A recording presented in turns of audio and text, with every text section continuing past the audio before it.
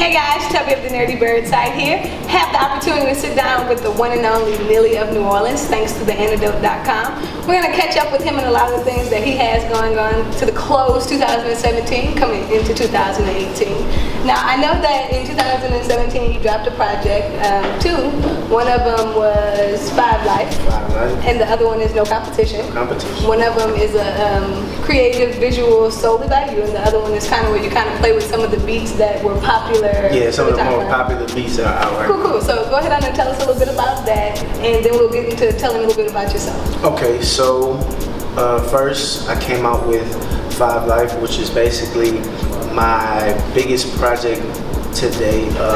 Has some of my more popular songs, Wanted, Keep It Simple, Better Days, and song Black, where I talk about a lot of social injustices and things of that nature. Those were all on that project, and that project basically spans from me talking about the highs and lows of my life, and then how I deal with them all, and how I still pursue excellence, pursue greatness at the same time.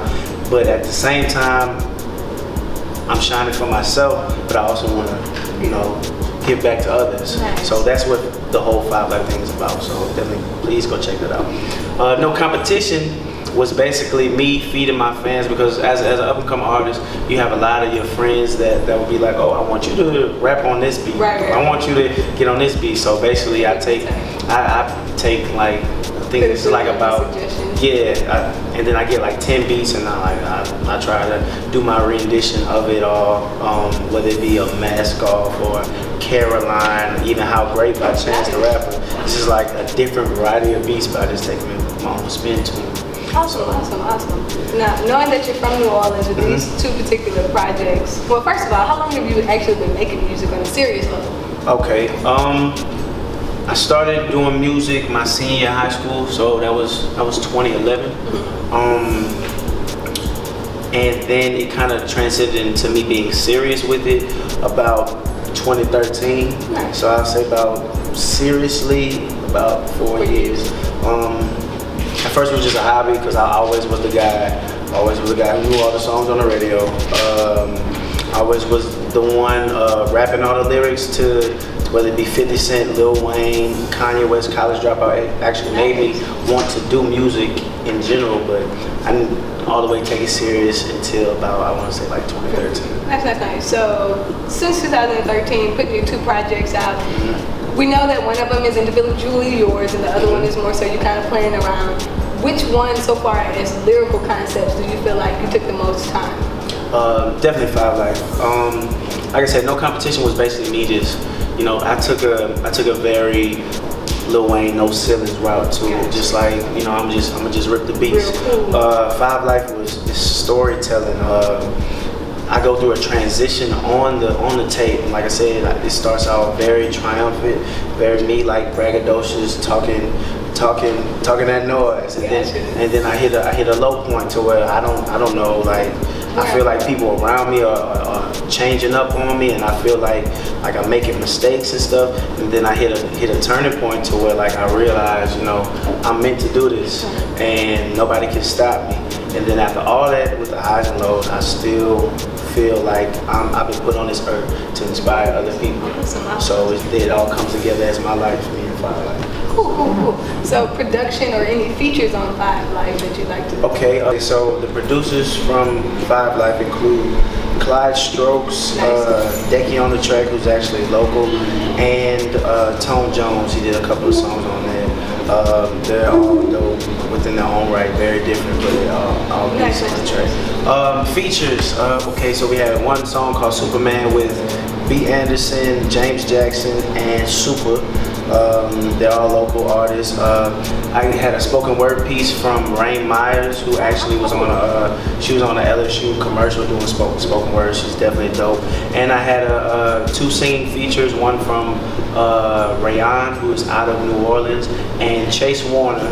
Shout out to Chase Warner, a new side album. But yeah, I got all those people because those are some of the people who I'm fans of, as well as some people who I gave an opportunity to showcase their abilities, because like I said, my whole mantra is all about helping other people, because that's what I'm really in it for. So do you think that the brand behind Nilly Nation, that's really the moral of the concept, is being able to establish certain things so that you can turn around and really inspire, motivate, and actually give back to others? Right. I really look up to LeBron James, not because just he's one of the best basketball players to do it, but LeBron James saw fit to put on his friends and his family, put them in situations to where like they don't have to ask him for anything. You know, his best friend is his agent. He has an accountant who is just like his childhood friend. Like, and they run his businesses.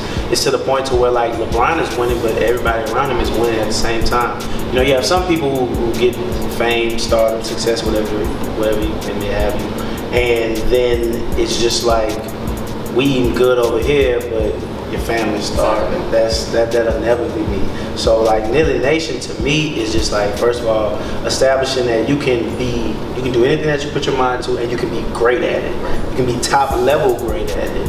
And then at the same time, just because you are at a high point in your life, you don't have to look down on somebody else. You still give back and still do that, because I think that's what being well-rounded is all about. It is. And one of the things I love not only about your artistry but about your person is you're so humble and you're so down to earth and you're so well-rounded. And that's why I think it's so cool, because a lot of people may not even realize that you're sitting here, that you've had a lot of groundbreaking opportunities this year. A lot of groundbreaking. From features to the people that you've met and some of the experiences that you've had. I'm going to let you go ahead on. We're here from the horse's mouth, but how was it to actually be a part of VH1 Unsigned? What was that whole deal like? Like I said, every time I talk about Unsigned, it's once in a lifetime opportunity. You know, the first song I ever recorded was a remix to Blowing Money Fast by Rick Ross. Nice. So years later, being in front of Rick Ross and having him say Nilly Nation in front of the world, that's something definitely I'll never forget it. And then from a music standpoint, I've never been surrounded by those type of people who are so talented from different areas of the world, from whether it be Houston, Detroit, had somebody from Haiti, even another person from New Orleans, shout out Cozy with the Curls. Yeah, just so many people, and they all were like me, like-minded individuals, and like I was taking notes and getting tidbits from everything.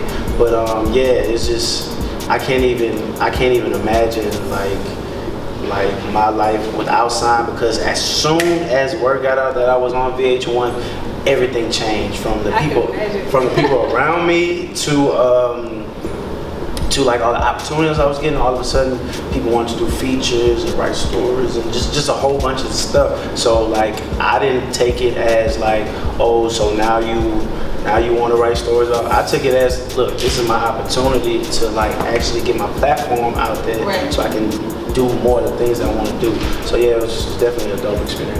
Awesome. So knowing that you were able to take, not only from a successful artist's standpoint, with a lot of the judges and the managers and entrepreneurs, engineers, so happy that were around you, but what do you think outside of the meet and greet with the other artists? What was your favorite part about being in the center of Sign?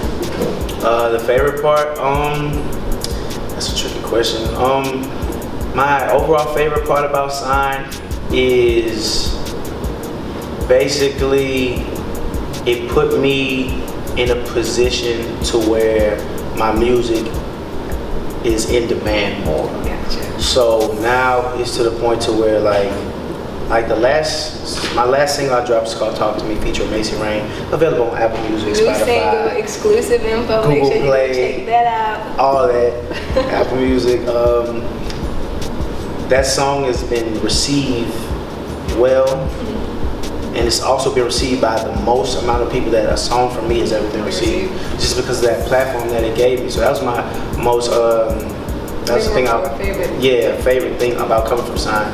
Now the biggest thing that I got from the show is you always got to be ready. I always got to be ready. There will never be a time that I won't have a 16-bar verse ready on deck. And if anybody's watched Sign, they can know that I'm alluding to the 2 rap battles that I had. I've never done rap battles, but they threw me in rap battles, and I had to make it happen. So you never know who you're gonna run into. I didn't know I was gonna rap for Dave East, but How cool is that? it just happened. Yeah, Dave East is a monster, by the way. How cool is that? Yeah, so you never know. Like, these opportunities come your way, and you never know. But like I said earlier, luck is preparation meets opportunity. Nobody gets fame and stardom just out of a whim. They were ready for that opportunity, and an opportunity presented itself. So that's the biggest thing that I got from this. Nice. Now, knowing that you have that underground artist platform where you had to hit the streets, go to clubs, really mix and mingle to get your fan base and your target audience exactly where you wanted it. Right. Then giving yourself the opportunity or creating the opportunity to be a part of Unsigned and actually being humble enough to take in a lot of the things that were being given to you. And now having this whole new perspective, this whole new outlook, and the ability to say, okay, this is where I am, this is where I want to go, and this is how I'm going to get there.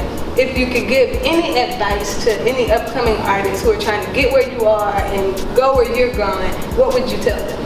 Okay, there's a lot of things I want. Lay it out there. A lot of people don't know. Number one is work, don't stop. Like, keep working.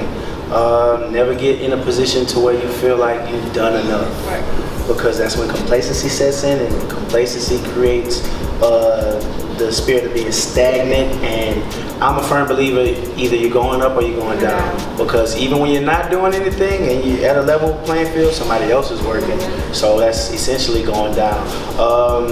Secondly, maximize the resources to your disposal. Like use there's some other people who their passion might mesh with your passion, and y'all can collaborate and things to where it's just their work benefits you and your work benefits them. So those type of mutual relationships are going to be things that helps things kick off a lot easier for you. Don't always be the taker in a situation. Like bring something to the table all the time. And don't ever give up on your passion. You know, me being on a national television show, I was the type of person, some people are like, oh, I want to read all those comments. No, I'm reading every single comment. I read the comments to where people were high praising me. I read the comments to where people were talking down on me. I read every single comment. But the way I look at it is, the people who praise me up, I don't want to let them down. Right.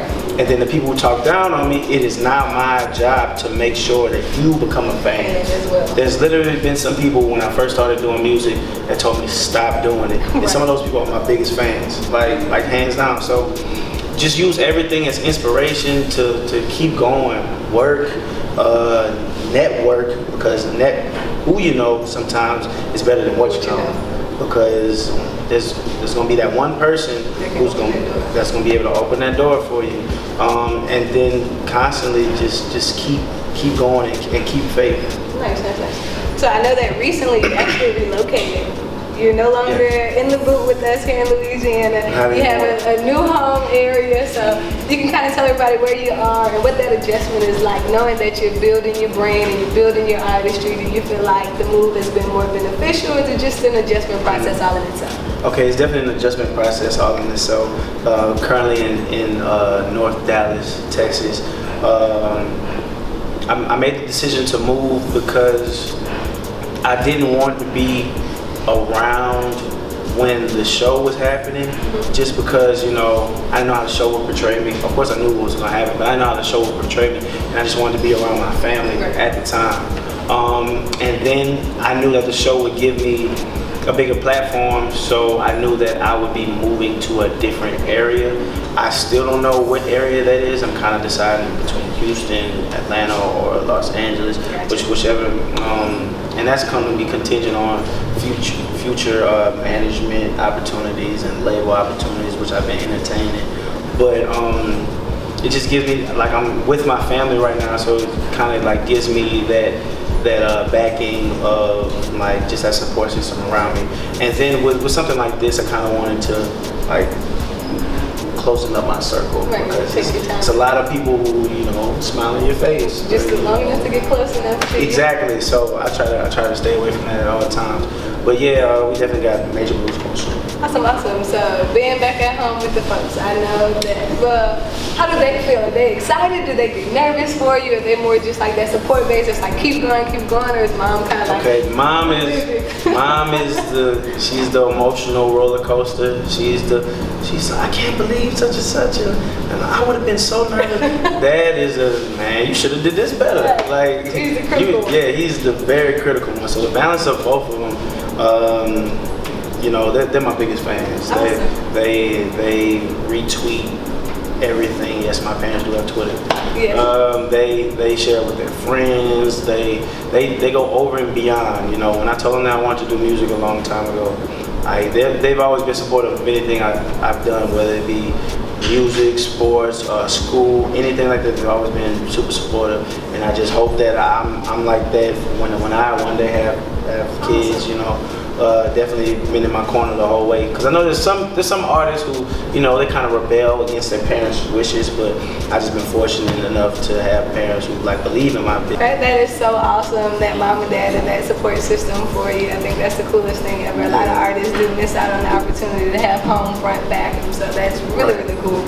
So I know that you have a lot of merchandise and things that you're promoting right now per Nilly Nation. Yeah. Are you working on any new projects right now? Working on a debut EP. Awesome. I don't know. It might be 5 songs. It might be 10 songs. I don't know if it's gonna be an EP or an album yet. Once everything is finished, then me and my team will make that decision. But yeah, it's a new wave of things. It's not gonna be the same conventional Nilly. Like I just got done recording a Caribbean joint. Oh, nice. It's just like changing up your style. It's just like it's you know, I'm always trying to elevate, always trying to do different things. So people are definitely gonna see a different side to me on this project. The project is called Faith Without Works is Dead, which that stems from one of my favorite scriptures. Just it's about like, you know, a lot of people believe in themselves, but they don't put the work in behind. A lot of people work, and then just no belief in it. So the combination of the two is what's going to get me to the next level. And that's just this is going to just basically be me speaking on some of those things and touching on some of the things that I've been dealing with. You know, my content is a lot more mature now. Right. People are growing, you know what I'm saying? So some of the things that you hear on this EP might be different from what you're normally used to hearing, but you know, as I grow as an artist, I'm growing as a man. So at the same time, that's how it's supposed to go. That's awesome. Now I know that you had an article come out in XXL. Right. That's exciting. And most recently, you went to a concert and actually got to mix and mingle with someone and get some advice and some information. And I know you're excited about that. Yeah. So go ahead and tell everybody about your run-in with Kendrick Lamar. Okay, so first of all, as far as XXL, shout out to Justin Ivy for featuring me on the Baton Rouge upcoming artist list. Artists to know, I think that's how you. But actually, the thing that you were referencing, it happened in 2012. Awesome. I was a sophomore in college, and everybody knows that Kendrick Lamar is like my favorite artist. Like, everybody knows that. So in 2012, I heard of Section 80, and I just fell in love with all of the different things, the instrumentation, the dope metaphors and bars that I felt like wasn't really in the game that much at the time. So you know, just a quick story. I showed up early at the Varsity Theater in Baton Rouge. Showed up early, got to the front of the stage, saw the openers perform, and literally when he performed, like I knew every single word. Like I'm hype. I'm like kid at a candy store. Like, so when he was performing, there was one time like I was rapping, like I think it was rigor mortis, and I like knew every single word, and he was like kind of impressed, and I could tell from the look in his face. He actually pointed to me. He pointed to his manager, and I didn't know what that was about. So fast forward. At the end, I got like $3 in my pocket. It's like a $10 T-shirt that they're charging $30 for, but I'm like, man, I gotta buy this shirt because I needed to sign it. So I go across the street, ATM, come back, buy this shirt, and then I'm like, yo, man, like, first of all, it was crazy because all of the people that I look up to I look up to. Right. Like, and Kendrick Lamar was like 5'5", so I'm like, yo, man, you like my biggest influence, blah blah blah blah. And he was like, yeah, I saw you rocking with me the whole night. Like that was dope. He said, I'm gonna do something special for you. He said, stand to the side. So I stand to the side, and I'm like, man, what is going on? I blanked out. So he signs more autographs and sells more merchandise, and then this dude comes out the back, cause like in 2012, that's when like Dre was first champion the Beats by Dre headphones. So he brings me some Beats by Dre headphones. He signs the box, he signs the shirt, and I'm talking with him, and he's like, you do music too? Like, he just knew it. And me, like, always being prepared, like I had a mixtape in my pocket. And like I just gave it to him. He said, yeah, man, keep going. Like definitely don't ever stop. And still to this day, like, and that's 2012 Kendrick. Like, now, fast forward 5 years down the line, now Kendrick Lamar is like the biggest thing in rap music right now. So yeah, man, that's definitely a humbling experience, and I will never forget that experience. And that's one of the things that makes me go as hard as I go today. That is awesome, to constantly be in a position to get outreach from successful artists, and whether that be inspiration, motivation, and still be able to turn around and be a humble person and say, hey, this is what I have to offer, come on, you can do it too. Right. And I think that's what I respect so much about Nilly Nation. It's so often that our generation spends so much time dwelling in the crab in the bucket mentality, so to speak, where you can't necessarily allow the person next to you to do better without you feeling some type of way. Right. And I love the fact that you guys represent very directly the ideal of connectiveness, the idea of networking, the idea of just being genuine people with genuine intentions. And I think that's something that music is missing, from concept basis to actual forefront visuals. Right. So I think that it's cool that you don't have a problem sitting down saying, this is what I represent, this is who I am, and this is what I'm pushing. Because I'm coming from the vein of like, either you stand for something or you fall for anything. Like, I would rather me go out, promoting myself and what I stand for and positivity, than me compromise myself and think selfishly, because at the end of the day, those people never finish on the top.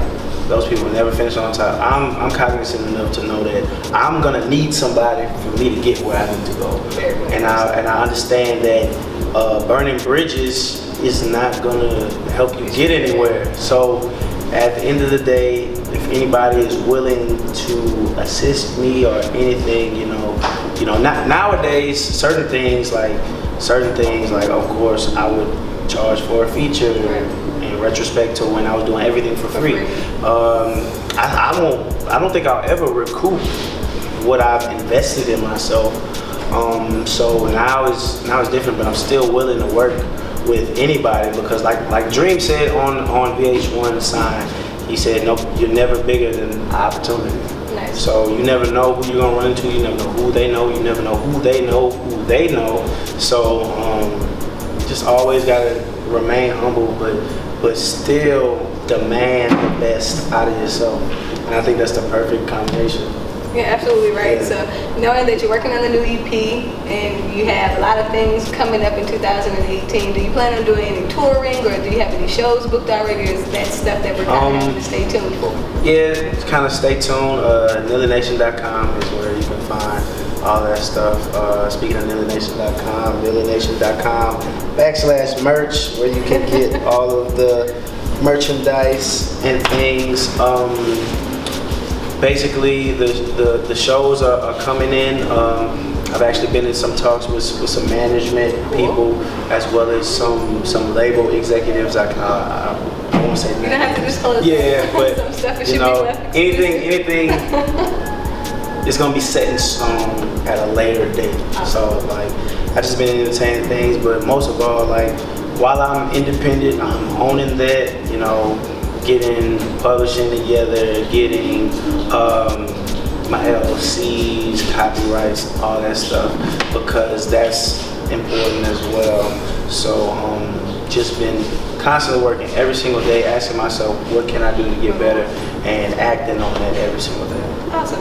So knowing that we have a lot of big things closing out 2017, we can expect a lot of things, I'm sure, in 2018 because your grind doesn't ever seem to stop. You know, at this point, you know, the Nerdy Bird site actually did the write-up on No Competition, and we had the opportunity to sit down with you for a little while and kind of chat before. But I think it's cool to actually see the stages of your growth just in this past couple of months, because it wasn't that long ago that I did your write-up. So to see the investment, the time, the work actually pay off for you, it's such a refreshing feeling to be able to say, I remember when he was really coming into that mode where it was like, okay, I'm Nilly and this is who I am. And now you can say I'm Nilly without the this is who I am. It's kind of like, oh, that's Nilly. That's Nilly. That's him. That's the guy. That's so crazy. That's the alpha guy, right? So now it's to the point to where you got Nilly the alpha, Nilly the rapper, Nilly the dude from VH1. So now it's my job, because I told myself once I was eliminated from the show, I told myself that I wouldn't be remembered as you're the dude from VH1. Like, I want my music to transcend the experience that I would be able to have. There's not a lot of people right now who's point at Jennifer Hudson and be like, oh, that's the girl from American Idol. You know, they might say, oh, that's the girl from Dreamgirls. Oh, that's a girl with that popular song. You see what I'm saying? So she's transcended that. I'm going to do the same exact thing. So you know, I used to look at things like, oh, because I desire to be the best rapper in the world. I used to look at things like, man, I'm behind the 8 ball, such and such has done it already, and they're younger than me, and things like that. But now I just look at things like, just one step at a time. If I'm better today than I was yesterday, then I'm a step in the right direction. So every single day I'm working to get better than I was yesterday. And if that keeps happening, I remain consistent with that, then I'll be where I want to be. Awesome. And that kind of ties into legacy. I was going to ask you which one is your legacy to be, but basically you kind of hit it out the park on that one. I don't want people to remember me for my stepping stones. I want people to remember me for the things that I really feel accomplished about. And I respect that. I respect the fact that you have the platform that you have, and you're continuing to work the way that you are. And we're going to get ready to wrap up here in a second, but are there any shout outs for anybody that you'd like to directly, besides your parents, say thank you for the support, or, you know, good look for whatever collaborations or anything like that? I'll just go ahead and run them off. Shout out to New Side, my fraternity, Alpha. They always support me in everything that I do. Shout out to VH1, Matt Venner, Toriel Simeon for giving me an opportunity to expand my platform. I'm forever grateful to y'all. Shout out to my sister. Oh my goodness, she's like my personal assistant. She does everything with my website, and I definitely appreciate you. She doesn't charge me a dime. So big shout out to you. And shout out to God, man. You know, I am nothing without the grace and the mercy of God. And that always has undertones in my music, and you hear that, especially with my EP being Fate Without Works is Dead. So yeah, man, I'm just extremely blessed, extremely humble, but more importantly, I'm just ready to work and work every single day for my opportunity. To keep coming, that's what's up. Now tell everybody where they can find you on social media. Okay, you can find me at its_Nilly, that's ITS_NILLY.